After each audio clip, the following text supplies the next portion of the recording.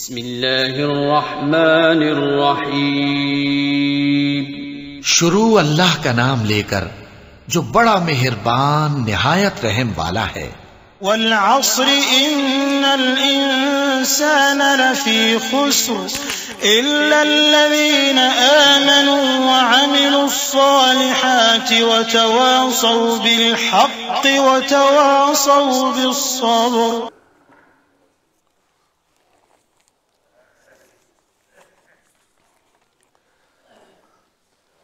السلام علیکم۔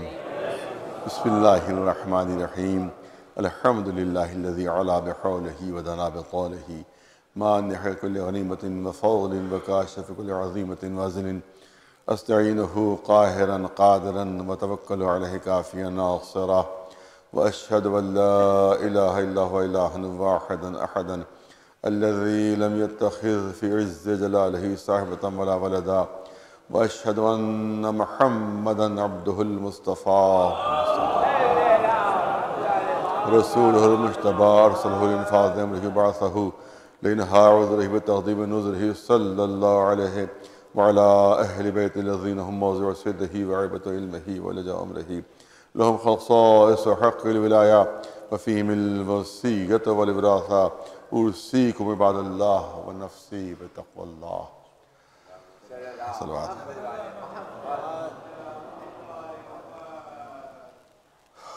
آج ایک خاص موضوع ہے جس کے اوپر کوئی گفتگو کرنا ہے۔ پہلی بات تو یہ ہے کہ جو حالات ہیں وہ آپ کے پیش نظر ہیں اور ہم کو حالات کے تحت چلنا ہوتا ہے۔ ممکن نہیں ہے کہ ہر کام کی مصلحت جو ہے وہ عوام کے سامنے پیش کر دی جائے، کیونکہ اس سے نقصان پہنچنے کا خطرہ۔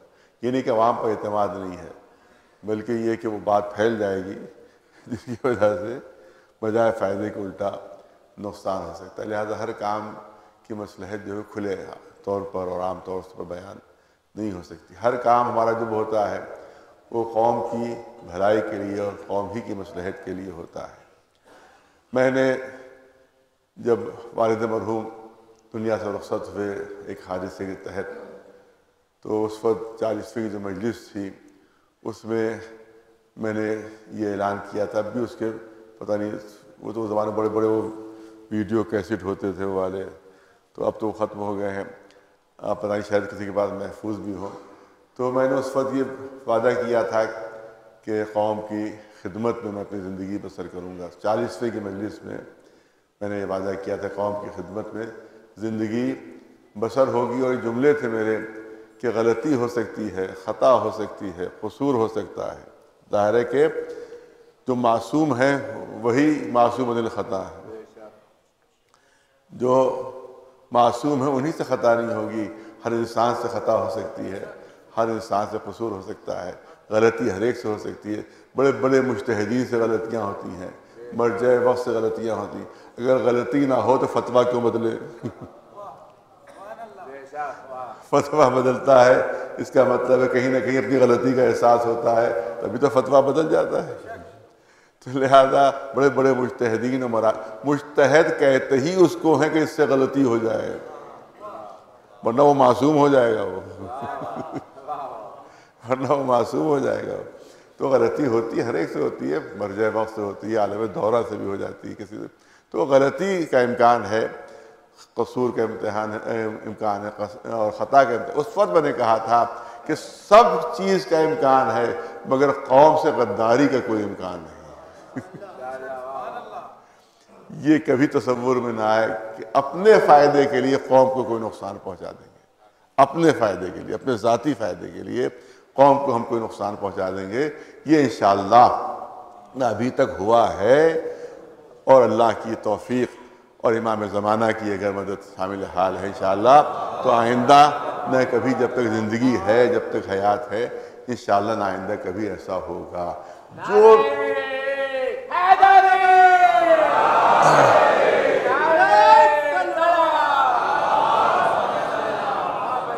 اپنے ذاتی فائدے کے لیے، اپنے ذاتی فائدے کے لیے نہ قوم کو میں نے کبھی استعمال کیا ہے نہ آئندہ کبھی استعمال قوم کو کروں گا۔ ہاں جو قومی مسائل ہوتے ہیں میری تحریکیں ہمیشہ اس مسائل کے لیے ہوتی ہیں۔ میرے پہ ذات پر جو بھی پڑا میں نے کبھی بھی قوم کو آواز نہیں دی کہ میرے لیے آپ نکل آئیے، میرے لیے آپ نکل آئیے۔ جس جب 97 میں جب تحریک کا اعلان ہوا تھا تو بہت سے لوگوں کو شاید خبر نہیں ہوگی کہ میرے گھر کے سامنے جو میدان ہے وہاں کو ایک بورڈ لگا دیا گیا تھا، بورڈ لگا دیا ایک دن پہلے، جس دن نکلنا تھا سب کچھ چہلم کی ایک دن پہلے، یعنی 19 محرم کی بات ہے، 19 صفر کی بات ہے، 19 صفر کی بات ہے کہ 19 صفر کو اس کی تصویریں محفوظ ہیں۔ میرے گھر کے سامنے بورڈ لگ گیا تھا LDA کی طرف سے کہ اس سے پیچھے کی ساری زمین جو ہے وہ LDA کی ہے، جس پہ میرا پورا محلہ شامل تھا، پورا محلہ شامل تھا۔ اس کے بعد ٹیلی فون آیا کہ LDA سے بلڈوزر چل چکے ہیں، وہ تمام یہاں پر ڈھانے کے لیے، آپ کے گھر ایسا مکان ڈھانے کے لیے۔ میں نے کوئی اعلان کیا کہ میرے گھر کو بچا لیجیے آ کر، کوئی میری طرف سے فریاد ہوئی کہ قوم والوں آ جاؤ میرا گھر ڈھانے کے لیے بلڈوزر چل چکے ہیں؟ میں نے اتنا کہا کہ گھر ڈھا دیا جائے مگر کل کی تحریک واپس نہیں لی جائے گی۔ کل کی تحریک وہ میرے پاس کہیں نہ کہیں تصویر محفوظ ہوگی کہ جو بورڈ لگا ہوا ہے اس پر لکھا ہوا ہے کہ پیچھے کی ساری زمین LDA کی ہے۔ نہیں، میں نے قوم کو آواز نہیں دی، بالکل نہیں آواز دی اپنے ذاتی مسئلے کے لیے، اگرچہ وہ ذاتی نہیں تھا، قوم ہی کے لیے تھا وہ، لیکن کیونکہ مجھ پر آ رہی تھی مصیبت لہٰذا اس کے لیے میں نے آواز نہیں دی۔ جب گرفتاری ہو گئی، NSA میں گرفتاری ہوئی، NSA میں 6 مہینے تک ضمانت کی درخواست بھی نہیں دی جا سکتی، 6 مہینے تک ضمانت کی درخواست بھی نہیں دی جا سکتی ہے۔ اس NSA میں مجھے گرفتار کیا گیا تھا۔ آپ کو خط یاد ہوگا جو میں خط لکھا تھا کہ میرے لیے کوئی احتجاج نہ کیا جائے، وہ خط اب بھی کسی کے پاس ہوتا محفوظ ہو، میرے لیے کسی احتجاج نہ کیا جائے کیونکہ میں نہیں چاہتا کہ میری وجہ سے قوم کے کسی فرد کو ہلکا سا بھی نقصان پہنچے۔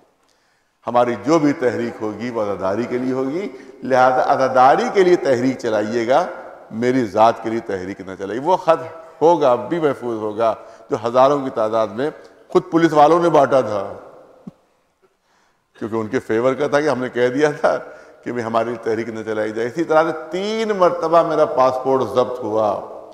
کیا کبھی میں نے کہا کہ آپ سڑکوں پہ نکل آئیے؟ کیا کبھی کہا کہ آپ لوگ اس کے لیے کوئی احتجاج کیجئے؟ نہیں، کوئی نہیں۔ اسی طرح سے اور بھی کتنے مسائل آئے، لیکن میں نے کبھی نہیں کہا کہ میں نے احتجاج کیجئے۔ اسی لیے لوگ کہتے ہیں کہ صاحب آپ عدالت میں اریسٹ ہو گئے تو آپ نے قوم سے کوئی اپیل کیوں نہیں کی؟ تو میں نے کہا اپنے لیے کبھی اپیل کی ہوتی تو میں اس موقع پر بھی اپیل کرتا کہ بھئی آ کر مجھے بچا لو، آ کر مجھے بچا لو، لیکن قوم کے لیے میں نے کبھی اپنے ذات کے اوپر جو کچھ بھی ہوا اس کے لیے کبھی بھی قوم کو زحمت میں نے نہیں دی۔ لہذا بعض لوگ کہتے ہیں کہ ارے اگر آپ نے کہہ دیا ہوتا تو ہم عدالت کو گھیر لیتے اور عدالت میں پہنچ جاتے اور یہ ہوتا وہ ہوتا۔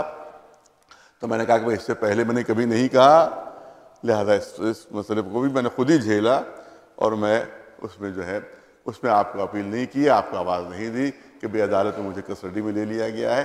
لیکن عجیب بات ہے کہ عدو شود سبب خیر گر خدا خواہد، اس ملعون نے چاہا تھا کہ ذلت ہو جائے، اس ملعون نے چاہا تھا رسوائی ہو جائے، لیکن اللہ کا شکر ہے بجائے رسوائی کے عزت میں اضافہ کر دیا اللہ۔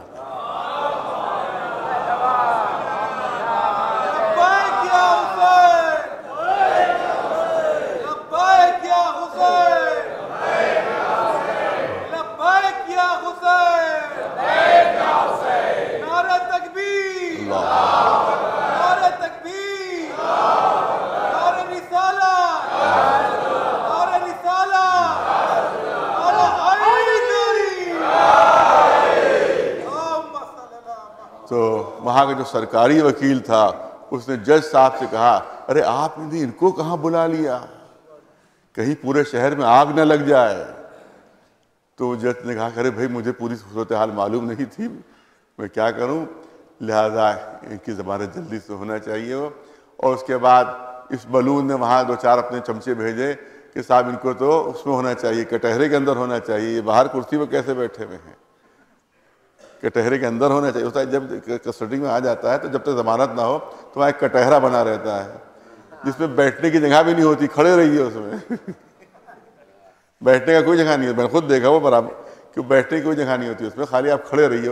5 گھنٹے بعد ضمانت ہو تو کھڑے کھڑے، 10 گھنٹے بعد ضمانت ہو تو کھڑے کھڑے. تو اس نے کہلوایا کہ ارے بھائی ان کو یہ VIP ٹریٹمنٹ کیوں دیا جا رہا ہے؟ تو آپ یاد رکھیں وہ بلوچ چاہتا تھا کہ بے عزتی ہو، وہاں کے اوپر کٹہرے کے اندر کھڑا کر دیا جائے. لیکن آپ کو شاید تعجب ہوگا کہ سارے ہندو وکیل آ گئے تھے میری حمایت میں.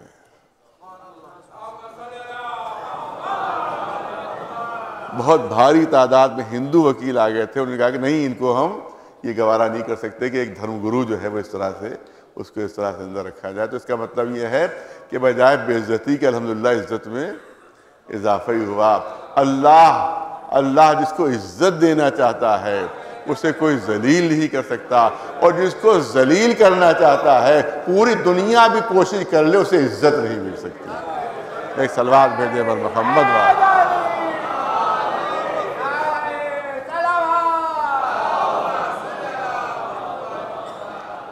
اور دوسری چیز یہ کہنا ہے کہ اس پر میں تو سمجھتا ہوں کہ خاموشی چھا جائے گی.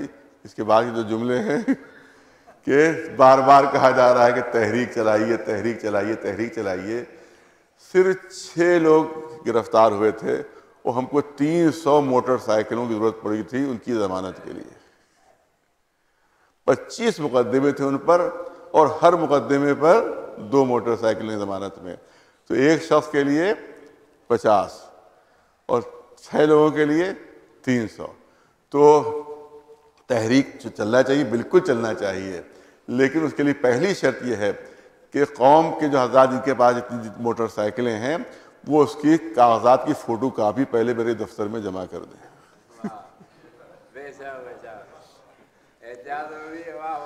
یہ مذاق کھیل توڑیے، منہ کھولو آنکھیں بند کر کے کہہ دیا تحریک چلائیے. موٹر سائیکلوں کے کاغذات جمع کیجئے. جن کے پاس کاریں ہیں وہ اپنے کاروں کے کاغذات جمع کریں، کیونکہ جب ہائی کورٹ میں معاملہ پہنچتا ہے تو وہاں موٹر سائیکل سے ضمانت نہیں ہوتی ہے، پھر وہاں کار سے ضمانت ہوتی ہے. یہ سب آپ لوگ کام دکھا دیجئے تو پھر کاموں میں اپنا دکھاؤں. پھر وہ یہ نہیں کہ جناب مسلم کے ذرا کہہ دیا آ تو جائیے لیکن ساتھ چھوڑ دیا. تو یہ کام نہیں چلے گا. تحریک ضرور چلنا چاہیے لیکن اس کے لیے تیاری ہونا چاہیے. اس کی تیاری یہ ہے کہ جن قوم کے جوانوں کے پاس، افشاس کے پاس موٹر سائیکلیں ہیں، 2 ویلرز ہیں، اس کے کاغذات ہمارے فوٹو کاپی اس کی ہمارے دفتر میں جمع کریں. جن کے پاس کاریں ہیں اس کی فوٹو کاپی دفتر میں جمع کریں. انشاءاللہ دوسرے ہی دن سے تحریک شروع ہو جائے گی. دوسرے دن سے تحریک شروع ہو جائے گی. تو یہ ضروری ہے، یہ چیز ہونا ضروری ہے. تحریک چلنا چاہیے. اور ایک تحریک اور بھی انشاءاللہ چلے گی، وہ بہت بڑے پیمانے پر نہیں پھر بھی اچھے پیمانے پر، کہ وہ RTI کا جو افسر ہے جاوید عثمانی ہے، اس نے حمایت کرتے ہوئے اس کے اوپر ساری روک لگا دی اس کی کارروائی کے اوپر. اس کا جیل جانا طے تھا اگر RTI کی کارروائی مکمل ہو جاتی. جیل جانا 100% طے تھا اس کا جیل جانا. کیونکہ یہ کیا کرتا ہے کہ جب یہاں سے RTI کے لیے کوئی بھیجتا ہے تو جب لفافہ کھولا جاتا ہے تو اس سے عورتوں کی برہنہ تصویریں نکلتی ہیں.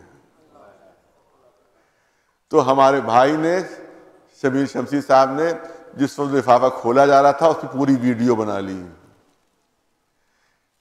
اور اس کے وہ جو آتا ہے ڈاکیا اس کے سامنے لفافہ اس کے سامنے چاک کیا گیا. پوری کمیونٹی دیکھیے ہم لفافہ چاک کر رہے ہیں، اب دیکھیے اندر سے کیا نکلتا ہے. اور وہی ہوا. اب جو لفافہ کھولا گیا تو اندر سے عورتوں کی برہنہ تصویریں، پوری اس کی ویڈیو وہاں جمع کر دی گئی تھی ٹریبونل میں، اور سب جمع کر دی گئی ہے. تو اگر یہ کارروائی ہو جاتی تو سوائے اس معاملے ہی میں اس کو جیل ہو جاتی. لیکن جاوید عثمانی نے اپنا کام دکھا دیا اور اس نے اپنے روک لگا دی اس کے اوپر، اور کہا کہ نہیں اس کے اوپر کوئی کارروائی نہیں ہوگی. اور 4 مہینے آگے کی ڈیٹ دے دی کہ آج 4 مہینے بعد سنوائی ہوگی. 4 مہینے بعد الیکشن آ چکے ہوں گے. جب الیکشن آ جائیں گے تو افراتفری ہوگی، نہ سنوائی ہوگی نہ کوئی سزا ہوگی.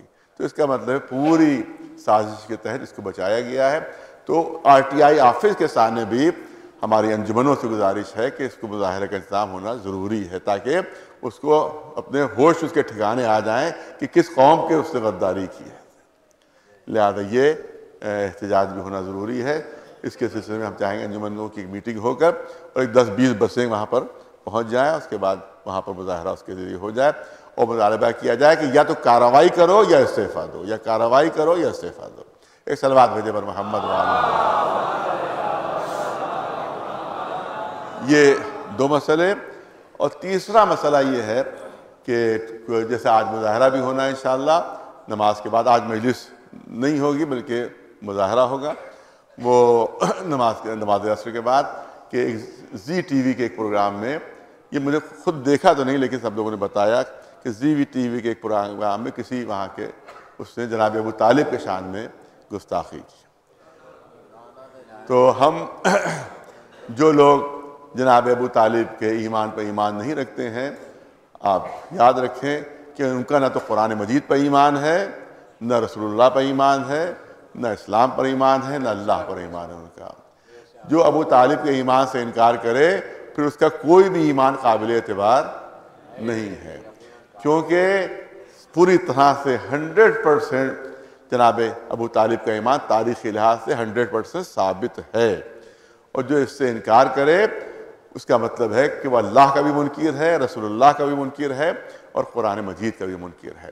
قرآن مجید میں بھی بہترین دلیلیں ہیں، رسول اللہ کی احادیث میں بھی بہترین دلیلیں ہیں، اس کے علاوہ جو ان کا کردار رہا ہے، ان کا جو عمل رہا ہے، وہ بھی ان کے ایمان کی بہترین دلیل ہے۔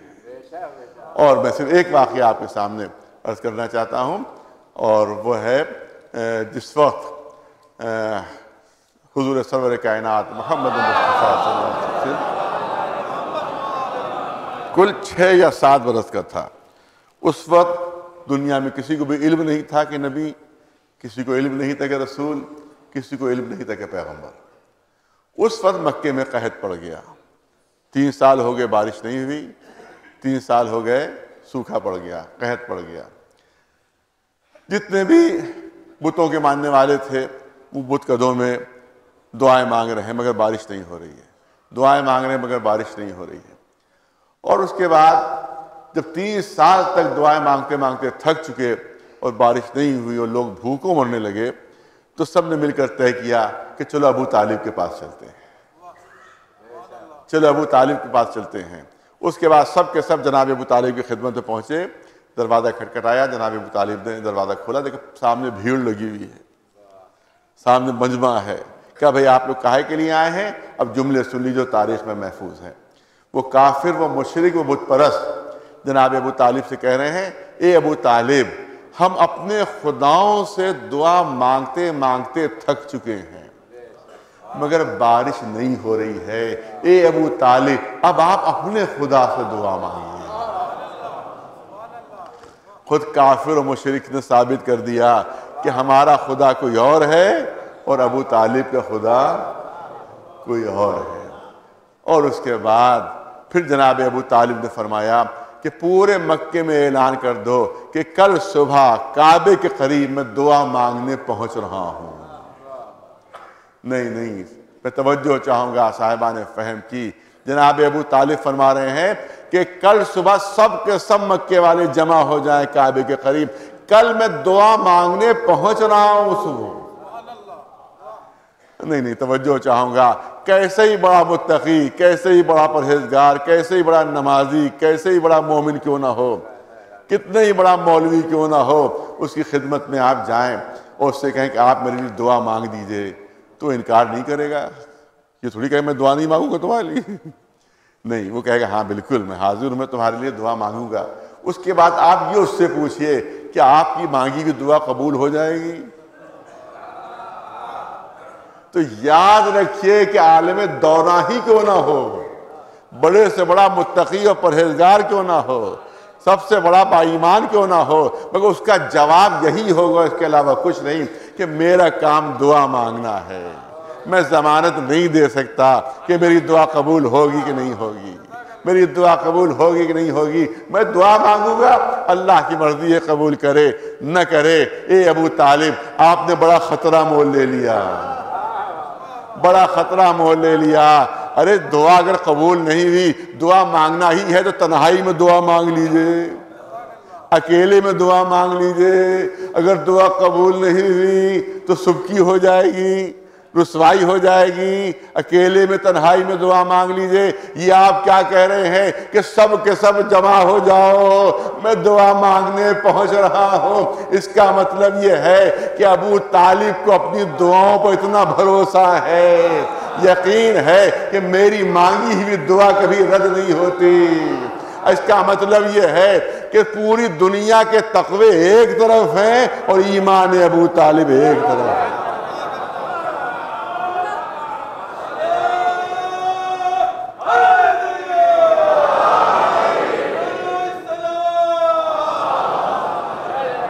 اور ہر تاریخ میں یہ واقعہ موجود ہے، ہر سیرت کی کتاب میں یہ واقعہ موجود ہے.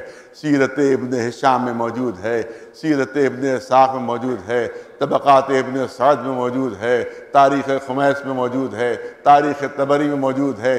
جتنی بھی سیرت کی کتابیں اور تاریخ کی کتابیں ہیں سب میں یہ واقعہ موجود ہے کہ صبح نمودار ہوتی ہے. کم سن ہے رسول اللہ، 6-7 برس کا سن ہے. ہاتھ پکڑا چچا نے اپنے بھتیجے کا، لے کر پہنچے کعبے کے نزدیک. کعبے قریب جب پہنچے ہزاروں کا مجمع جمع ہے، ہزاروں کا مجمع جمع ہے. فرماتے ہیں اے میرے بھتیجے محمد، آپ اس طرح سے کھڑے ہو جائیے کہ آپ کی پشت کعبے کی طرف ہو اور چہرہ میری طرف ہو. آپ کی پشت کعبے کی طرف ہو، چہرہ میری طرف ہو. آپ سب کو معلوم ہے کہ کعبے کی طرف پشت نہیں ہو سکتی. اگر آپ طواف کر رہے ہوں اور طواف کے بعد ہلکی سی بھی پشت ہو جائے کعبے کی طرف تو طواف باطل ہو جائے گا، طواف باطل ہو جائے گا. کعبے کی طرف پشت نہیں ہو سکتی. مگر ابو طالب کہہ رہے ہیں اے میرے بھتیجے، کعبے کی طرف پشت کر لیجئے، چہرہ میری طرف کر لیجئے. اس کا مطلب ہے ابو طالب کو علم ہے کہ یہ پشت وہ ہے جو کعبے سے افضل ہے. اور اس کے بعد چہرے پر نگاہیں ہیں اور اسی وقت پورا قصیدہ فی البدی، چہرے پر نگاہیں ہیں اور اشعار ڈھل ڈھل کے زبان پر آ رہے ہیں. پہلا شعر جس کا یہ ہے کہ وہ اب یزو یستسقى الغمام بوجہی سمال الیتاما وعصمت للاراملی. اے حسین چہرے والے، اے حسین چہرے والے، تیرا چہرہ تو ایسا ہے کہ ابھی ابر کو واسطہ دے دوں تو ابھی ابر برسنے لگے. ابھی قصیدہ مکمل نہیں ہوا تھا کہ ابر آیا اور پورا مکہ جل تھل ہو جاتا ہے. ایک صلوات بھیج دے مولانا محمد والا.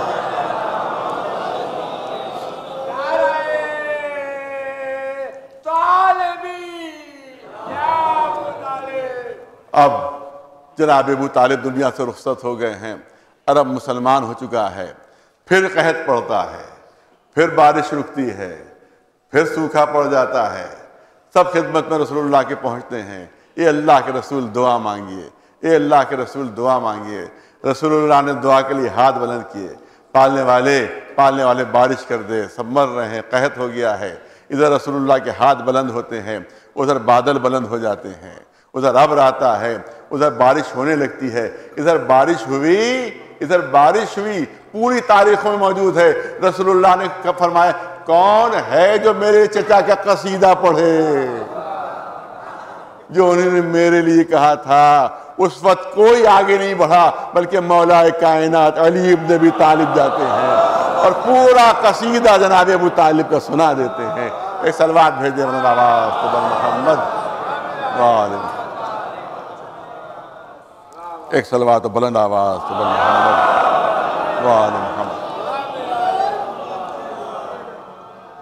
جب جناب ابو طالب نے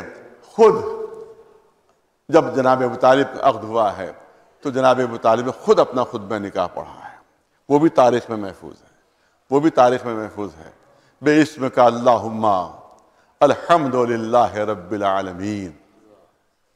یہ پہلا جملہ ہے جناب ابو طالب کو اس خطبے کا کہ جو آپ نے اپنے نکاح میں پڑھا تھا. الحمدللہ رب العالمین. ادھر آپ نے قرآن مجید کھولا، جو پہلی آیت ملی بسم اللہ کے بعد وہ یہی ہے الحمدللہ رب العالمین، الحمدللہ رب العالمین۔ قرآن برسوں بعد نازل ہوا، لیکن قرآن کی آیت ابو طالب کی زبان کے اوپر ہے، قرآن کی آیت ابو طالب کی زبان کے اوپر ہے۔ اب دو ہی صورتیں ہو سکتی ہیں، کوئی تیسری صورت نہیں نکلتی ہے، دو ہی صورتیں ہو سکتی ہیں۔ ایک صورت یہ ہو سکتی ہے کہ ابو طالب کے زبان سے جملہ نکلا، اللہ کو اتنا پسند آ گیا کہ سورہ الحمد کا جز بنا دیا، سورہ الحمد کا اس کو پارٹ بنا دیا۔ اگر یہ بات اگر کوئی قابل قبول نہ سمجھے تو دوسری بات ماننا پڑے گی کہ قرآن ہے کہاں، قرآن ہے کہاں؟ ظاہر رسول اللہ بھی ابھی دنیا میں نہیں آئے تھے جب جناب ابو طالب کا عہد ہوا ہے، رسول اللہ دنیا میں نہیں تھے، قرآن نہیں تھا، تو یہ قرآن کی آیت کیسے زبان کے اوپر؟ تو ماننا پڑے گا کہ قرآن تھا لوح محفوظ میں۔ ابو طالب اس شخصیت کا نام ہے جو لوح محفوظ کی تلاوت کر سکتا تھا۔ ایک صلوات بھیجے مولانا عباس محمد والے۔ سورہ الحمد کا جز ہے اور ہر نماز میں 2 مرتبہ سورہ الحمد واجب ہے، 2 مرتبہ ہر نماز میں۔ 114 سورے ہیں، 114 سورے ہیں۔ دوسرا سورہ کوئی سا بھی پڑھ دو، سب سے مختصر انا اعطینہ پڑھ دو یا سب سے بڑا سورہ بقرہ پڑھ دو، اجازت ہے، مگر پہلا سورہ سورہ الحمد ہونا چاہیے۔ پہلا سورہ واجب ہے ہر نماز میں کہ پہلا سورہ سورہ الحمد ہونا چاہیے۔ سورہ الحمد میں وہ آیت موجود جو ابو طالب کی زبان کے اوپر۔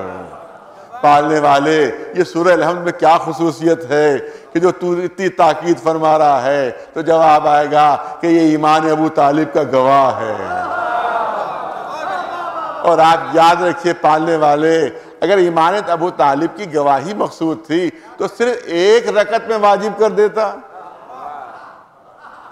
صرف 1 رکعت میں واجب کر دیتا۔ یہ کیا کہ دونوں رکعتوں میں واجب ہے، پہلی رکعت میں بھی پڑھو، دوسری رکعت میں بھی واجب، دونوں رکعتوں میں سورہ الحمد واجب ہے، تو نداء قدرت آئے گی۔ ہمارا شریعت کا نظام یہ ہے کہ جب تک 2 گواہ نہ ہوں اس وقت تک کوئی بات ثابت نہیں ہوتی ہے۔ 2 گواہ کم از کم جو شرط ہے وہ 2 گواہوں کی ہے، تو اسی لیے ہم نے دونوں رکعتوں میں سورہ الحمد واجب قرار دے دیا کہ یہ ایک نماز کی 2 رکعتیں نہیں ہیں بلکہ قیامت تک ایمان ابو طالب پر 2 گواہ معین کر دیے ہیں جو قیامت تک گواہی دیتے رہیں گے۔ ایک صلوات بھیجیں بر محمد والے۔ عجیب چیز ہے جو لوگ جناب ابو طالب کے ایمان سے انکار کرتے ہیں۔ کچھ اب بھی نکل آئے ہیں، کچھ اور لوگ بھی، ابھی کافی بحث چل رہی تھی اس میں پوچھنا چاہتا ہوں کہ قرآن کی ابتدا بھی اس جملے سے کہ جو ابو طالب کی زبان پر، اور قرآن کی انتہا بھی اس جملے سے ہے جو ابو طالب کی زبان پر۔ عجیب چیز ہے۔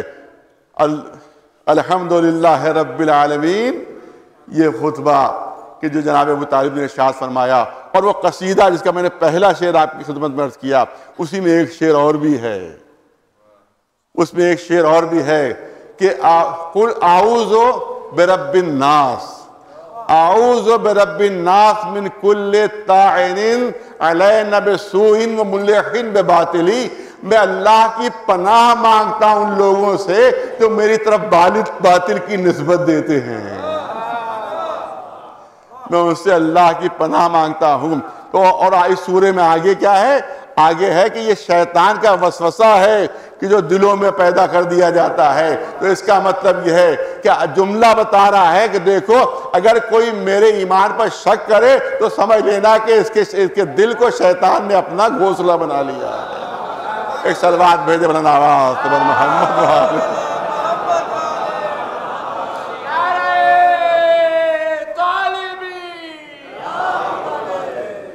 تو اس سلسلے میں انشاءاللہ ایک مظاہرہ ہے کہ اس میں آپ حضرات شرکت فرمائیں۔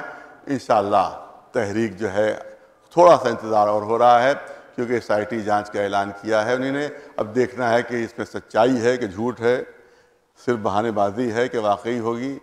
تو اگر تھوڑا سا ہم انتظار کریں گے، لیکن اگر خدا نخواستہ یہ وعدہ جھوٹ ثابت ہوا تو انشاءاللہ تحریک ہوگی، تحریک چلے گی۔ ہم اپنی تحریک، جب ہم نے 22 سال عزاداری کی تحریک چلائی ہے تو اب وقت کی تحریک کو ابھی تو 10-12 ہی سال ہوئے ہیں، لہذا ہم تھکنے والوں میں نہیں ہیں. یہ حکومت سن لے، کوئی بھی حکومت تو ہمیں حکومت سے ربط نہیں ہے. ہم نہ وزارت مانگ رہے ہیں، ہم نہ چیئرمین شپ مانگ رہے ہیں، نہ ہم تم سے کوئی جائیداد مانگ رہے ہیں، نہ ہم کہہ رہے ہیں کہ اسکولوں کے لیے ہمیں زمینیں دے دو، یونیورسٹی کے لیے ہمیں فنڈ دے دو. ہم یہ کہہ رہے ہیں جو ہماری چیز ہے وہی ہمیں دے دو. ہم تم سے بھیک نہیں مانگ رہے ہیں، تم نے جو ہماری چیزیں غصب کر لی ہیں ان چیزوں کو واپس مانگ رہے ہیں.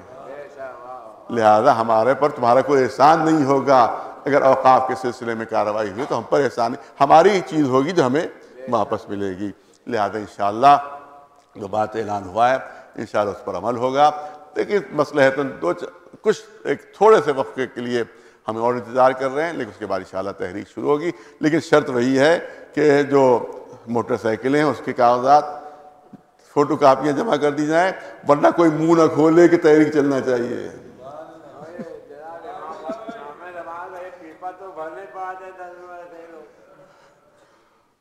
اچھا، میں توہین نہیں کرنا چاہتا. دیکھیے اللہ کی راہ میں ایک دمڑی بھی اگر کوئی دے خلوص سے تو اس کی بھی اہمیت ہے. میں بالکل توہین کی نیت سے نہیں کہہ رہا ہوں، لیکن کم از کم ان ڈبوں سے معلوم ہو جاتا ہے کون کون سے سکے چل رہے ہیں.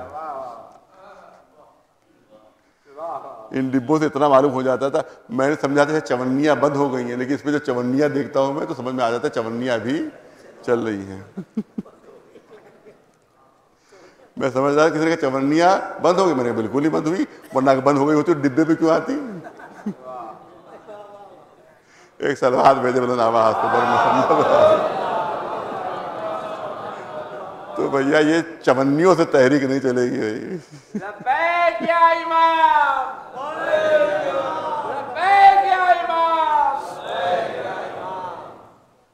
ان اللہ مع الصابرین، صبر کرنے والوں کے ساتھ اللہ ہے. اللہ کی یہاں دیر ہے، اندھیر نہیں ہے. اگر صبر کیجئے اور میدان میں ڈٹے رہیے اور میدان میں جمے رہیے تو انشاءاللہ کامیابی قدم چومے گی. کامیابی انہی کے قدم چومتی ہے جو میدان میں اپنے قدم جمائے رکھتے ہیں. لہذا قدم جمائے رکھیں ہم، انشاءاللہ اللہ کی طرف سے، مولا کی طرف سے، امام زمانہ کی طرف سے ہمیں کامیابی انشاءاللہ ملے گی. دشمن ذلیل ہوں گے، رسوا ہوں گے، دنیا میں بھی ان کو بالکل عبرت انگیز سزا ملے گی، اور آخرت میں تو انشاءاللہ ذلیل رسوا ہوئیں گے. بسم اللہ الرحمن الرحیم. والعصر ان الانسان لفی خسر الا الذین آمنوا وعملوا الصالحات وتواصوا بالحق وتواصوا بالصبر.